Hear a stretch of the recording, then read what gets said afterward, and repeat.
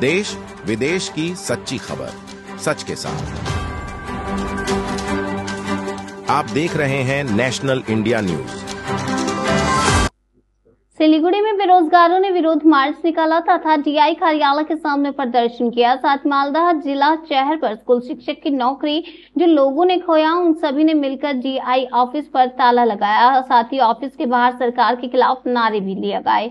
और इस दिन सिलीगुड़ी में बेरोजगार लोगों की विभिन्न मांगों को लेकर जुलूस निकाला गया। जुलूस के विनस चौराहे से आगे बढ़ने के बाद डीआई कार्यालय पर छापा मारकर डीआई कार्यालय के सामने विरोध प्रदर्शन किया गया।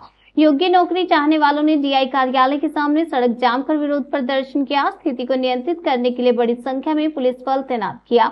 मालदा जिला शहर में मालदा के बेरोजगार शिक्षक और शिक्षाकर्मी मालदा डीआई कार्यालय में तालाबंदी कर विरोध प्रदर्शन कर रहे हैं। विरोध प्रदर्शन में भाग लेकर वे राज्य सरकार से मांग कर रहे हैं कि उन्हें सम्मान के साथ नौकरी लौटाई जाए। एक शारीरिक रूप से विकलांग शिक्षक भी विरोध प्रदर्शन में शामिल हुआ। কি অবস্থা দেখতে পাচ্ছেন, আমাদের হঠাৎ করে 26,000 আমি বলবো না যে অযোগ্যকে ছেড়ে আমরা যতজন আছি আমরা সবাই একই রকম সমস্যায় আছি। সবাই একটা আমাদের সংসার হয়ে গেছে, সবার আমাদের সংসার আছে। আমাদের চলার জন্য আমার মতো স্টুডেন্ট, আমি নিজের কথাই বলবো, আমি অন্য সবারই একই কন্ডিশন, আমি নিজের কথাই বলবো। আমাদের মতন ক্যান্ডিডেট যাদের এরকম অবস্থা, বারে বারে চাকরি দিতে যাওয়া, চাকরিতে বসা না, চাকরি দিতে যাওয়াটাই সমস্যা। চাকরি এখন বিভিন্ন পদ হয়ে গেছে, সবকিছুর জন্য কলকাতা দৌড়াও। আমার মতন ক্যান্ডিডেট কি করে বারবার কলকাতা দৌড়াবে? আমার এখান থেকে ওইটুকু যাওয়ার জন্য আমার সব সাহারা দরকার, প্রত্যেকক্ষণ আমার টাকার দরকার। এখান থেকে টোটো কারোর উপর আমাকে কি ফ্রিতে নিয়ে যাবে? কোনো বাস কোনো ট্রেন কি আমাকে ফ্রিতে নিয়ে যাবে? আমার যাওয়ার সঙ্গে আমার সঙ্গে আরেকজন সাপোর্ট দরকার। তার সেও ব্যস্ত, কে নিয়ে যাবে আমাকে? আমার কি আছে তাই যে আমার মতো অনেকেই আছে বারে চাকরিতে অ্যাপিয়ার করা, পাস করা দূরের কথা, অ্যাপিয়ার হওয়াটাই কঠিন।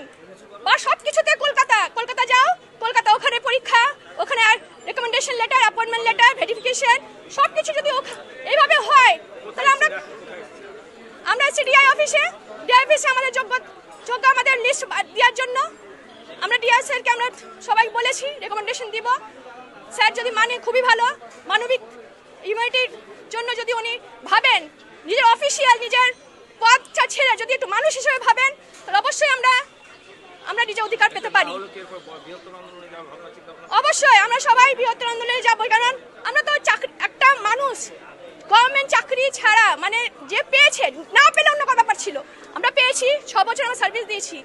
আমরা একটা নিচে পায়ের নিচে একটা মাটি পেয়েছিলাম, সে মাটিটা সরিয়ে নিয়েছে এবং আমাদের মাটি সরিয়ে নেওয়া মানে মৃত জীবিত কোনো তফাৎ থাকে না।